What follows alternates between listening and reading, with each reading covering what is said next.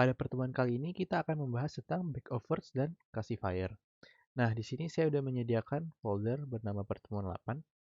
Nah, di pertemuan 8 ini punya image dan saya bagi dua lagi. Yang pertama nanti buat testing, yang kedua itu buat training. Nah, di dalam training ini terdapat 3 jenis gambar. Yang pertama ada gambar aeroplane, gambar bicycle, dan gambar car. Nah, kalau kita lihat ini ada gambar pesawat, ini juga gambar sepeda, dan yang terakhir ada gambar mobil. Nah, nanti gambar-gambar tersebut kita akan pakai buat training supaya nanti gambar-gambar di testing ini bisa kita classify. Misalnya yang pertama itu nanti kita classify sebagai aeroplane. Nah, langsung aja kita buka Visual Studio Code-nya.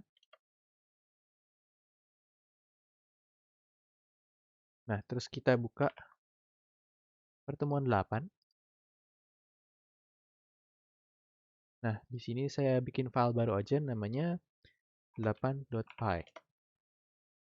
Di pertemuan ini saya akan membagi menjadi 3 bagian. Yang pertama itu ada bagian untuk training, yang kedua ada bagian untuk testing, yang terakhir ada print result.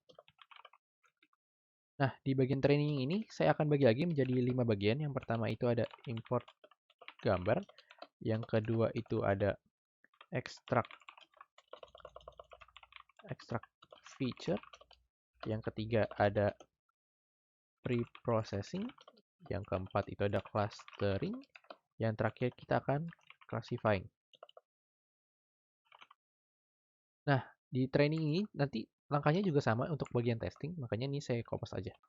Nah, langsung kita masuk aja ke materi untuk yang pertama, yaitu import gambar. Yang pertama itu kita perlu import dua library. Yang pertama itu ada OS, yang kedua itu ada import CV2. Nah, OS ini akan kita pakai untuk nampilin dari directory yang ada di sini.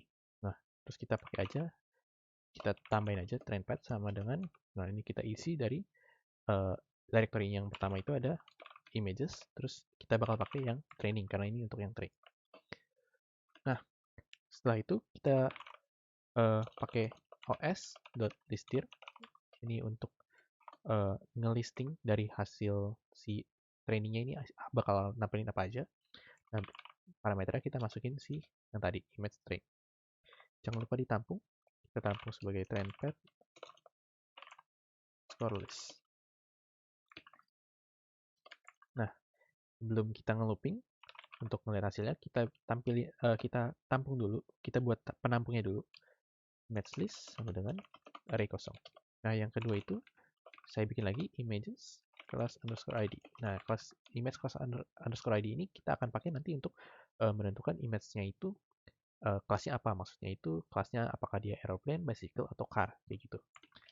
Nah, untuk menentukan kelasnya itu nanti kita akan memakai indeksnya. Nah, jadi misalnya aeroplane itu kan yang pertama ya, berarti indeks pertama itu nanti gambarnya semuanya aeroplane semua, contohnya kayak gitu. Nah, sekarang kita looping aja, berarti kita pakai enumerate untuk nampilin, untuk sekalian looping pakai indeks. Terus kita akan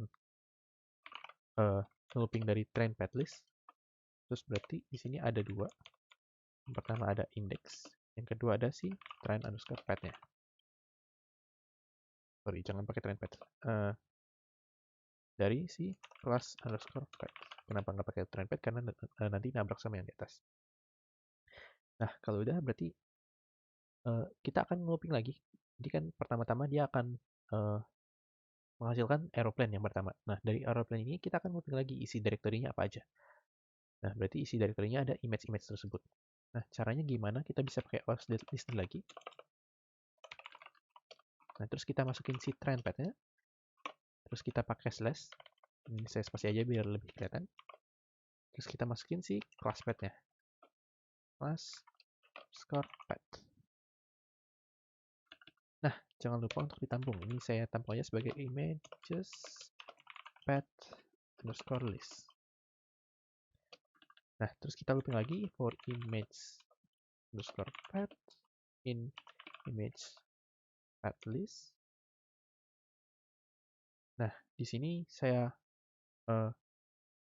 langsung tampung aja image list. Nah, image list ini isinya dari pad image tersebut.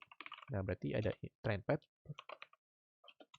plus slash plus class path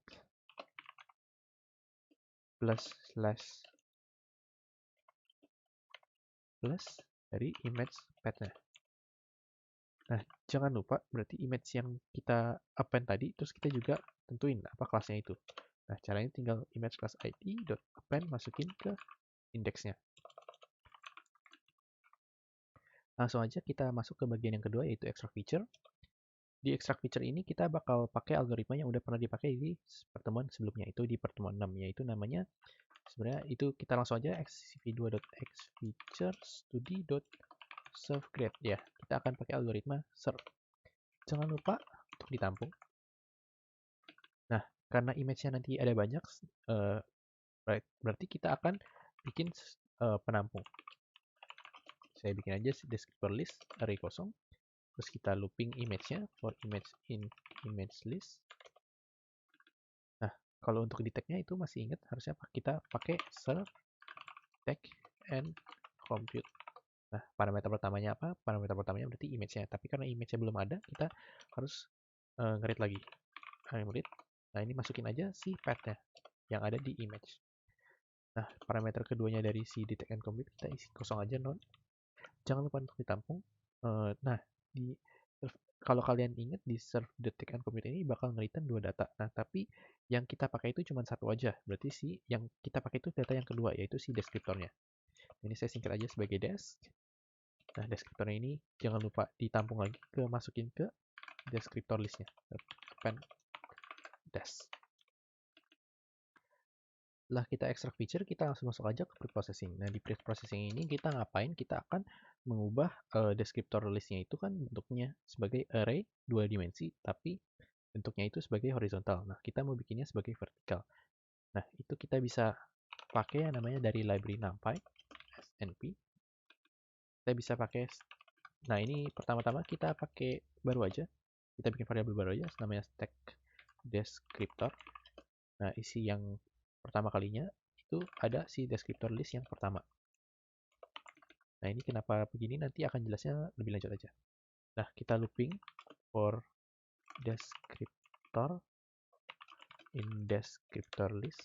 Karena tadi udah pakai yang pertamanya udah dimasukin ke stack descriptor, kita nggak usah masukin lagi yang pertama. Kita langsung aja pakai dari 1 sampai akhir. Maksudnya ini satu titik itu dari 1 sampai akhir. Kita akan looping stack descriptor sama dengan np.pstack. Nah, dia ini nerimanya kita bakal nge-stack 2 array. Yang pertama itu ada si stack descriptor, yang kedua ada si descriptornya. Nah, ini mengapa kita awal-awal kita langsung pakai yang descriptor list yang pertama. Setelah stack descriptornya kita ubah menjadi vertical stack, kita harus melakukan satu langkah lagi, yaitu kita harus mengubah stack descriptornya, yaitu tipe datanya menjadi np. Nah, ini caranya bisa pakai library NumPy. Kita akan mengubah tipe datanya menjadi float 32. Nah, kita masukin aja si stack descriptornya. Nah, untuk part yang pertama, materinya sampai sini saja. Untuk clustering dan classifying, testing, dan selanjutnya akan dibahas di part yang kedua.